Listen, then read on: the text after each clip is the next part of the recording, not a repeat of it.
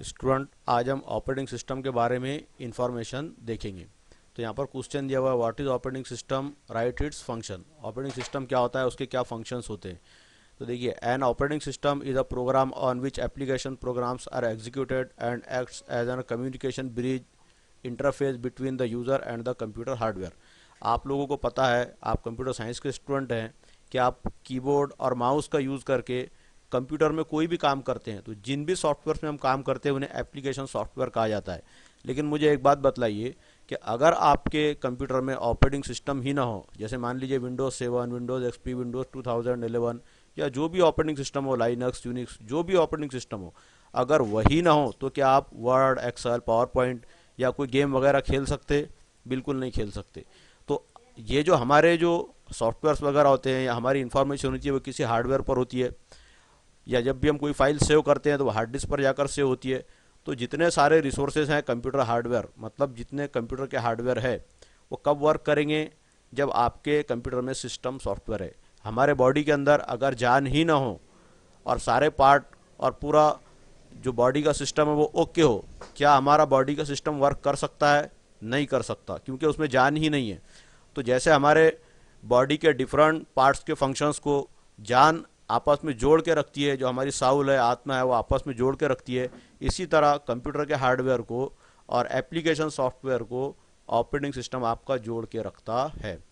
तो जब आप एग्जाम के अंदर लिखेंगे, अगर ये क्वेश्चन आता है तो ये डायग्राम बनाएंगे। ये साइड की डायग्राम आपको बनाना नहीं है, जस्ट मैंने एक्सप्लेनेशन के लिए दिया है।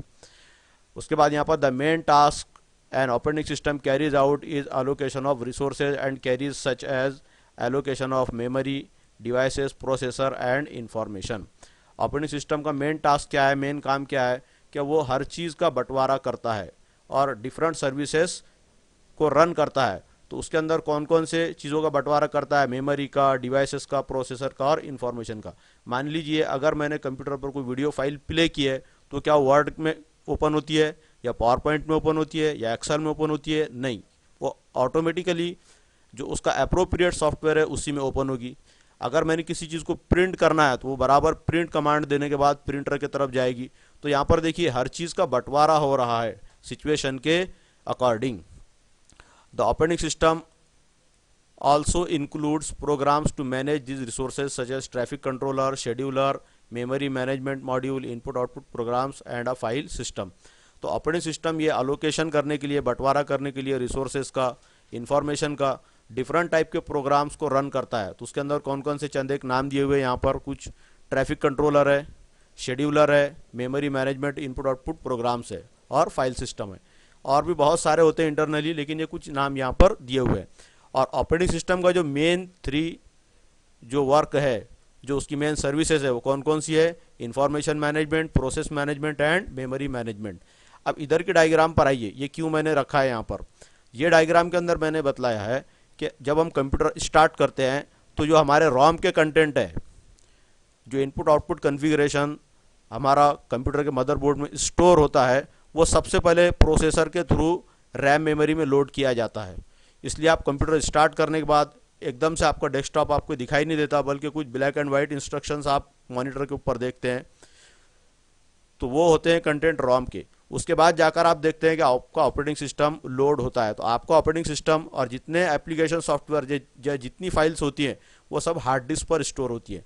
तो उसमें से कौन सा सॉफ्टवेयर प्रोसेसर के थ्रू मेमोरी में लोड किया जाता है, रैम मेमोरी में? Operating system. और एक बार आपको ऑपरेटिंग सिस्टम जब लोड हो जाता है रैम मेमोरी में, तो उसके बाद प्रोसेसर, रैम मेमोरी और जितने इनपुट आउटपुट रिसोर्सेस हैं वो सब वर्क करते हैं अकॉर्डिंग टू ऑपरेटिंग सिस्टम। और ऑपरेटिंग सिस्टम कैसे वर्क करेगा? According to user feedback. जैसे जैसे यूज़र को जो चीज़ लग रही है, जो चीज़ होना चाहिए, या जो एक्शन यूज़र परफॉर्म करना चाहता है, तो कीबोर्ड और माउस के थ्रू इंस्ट्रक्शन देगा। उसके अकॉर्डिंग आपका ऑपरेटिंग सिस्टम आपको आपका टास्क परफॉर्म करने के लिए हेल्प करेगा। तो ये था हमारा इंट्रोडक्शन ऑपरेटिंग सिस्टम के बारे में। Thank you.